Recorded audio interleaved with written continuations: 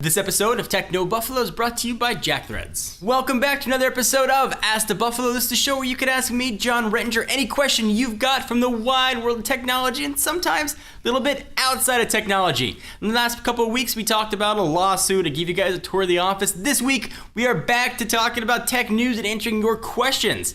Up this week, we're going to talk about Windows Phone versus iOS and Android, iPad and iPad mini business, what my daily phone is, and we'll talk a little bit about the Droid DNA. This is Ask the Buffalo. Let's go and get started.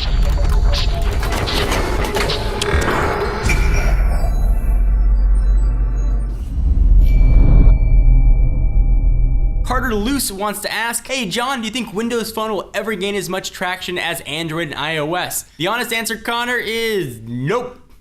Not gonna happen. It is never going to gain as much traction as Android and iOS, no matter how much money Microsoft puts behind it.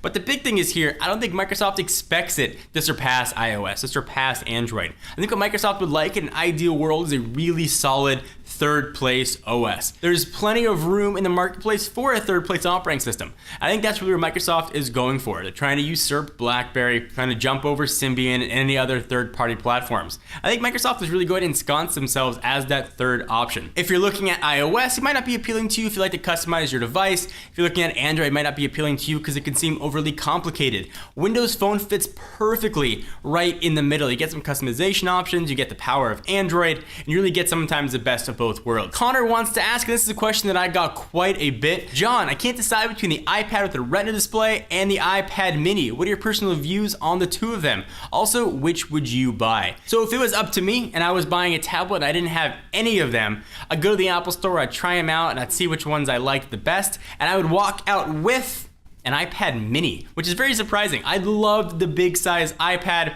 I always thought that that was what I would carry with me all the time. When it comes to tablets, I really am a dedicated Apple guy. And I thought that a 7-inch screen size just wasn't for me. So I got my hands on the iPad mini, absolutely loved it. Now yes, the screen resolution is super bad. And if you ever use anything with a Retina display or an HD screen, you'll clearly notice it. But the portability and the size really make it the iPad for me. So a lot of people want to know what I carry with me on a daily basis, and that's what user TMKB24 wants to know. John, what is your daily phone? Well, for the past couple of weeks, it was the Lumia 920, but I have switched to the Galaxy Note 2. This is the AT&T Galaxy Note 2. I switched away from the Lumia because I was having some difficulties connecting to Bluetooth in my car. I'd have to reboot the phone every time I got in the car. Sometimes I'd forget, phone would ring, and I'd have to try and fiddle with the phone while I was driving. That is super dangerous, and I don't want to do that. So I switched to the Galaxy Note 2, and I love it. I love that gorgeous 5.5-inch screen. I love the power behind it. I did, however, install Nova Launcher. It sits sort of on top of TouchWiz, so I got rid of a lot of the TouchWiz-esque features. Definitely check out third-party launchers in the Google Play Store. Nova's the one I use, but there are a lot of other awesome options out there. So hopefully that helps answer your question. So the Droid DNA is arguably one of the hottest phones out there right now, and user Salim Zubair wants to ask about it. Hey John, what is your opinion of the HTC Droid DNA? You think it could compete with the Samsung Galaxy Note 2? Either way, is the DNA not a phablet? Phablet is the term to mean a phone or tablet. In case you didn't know, phablet.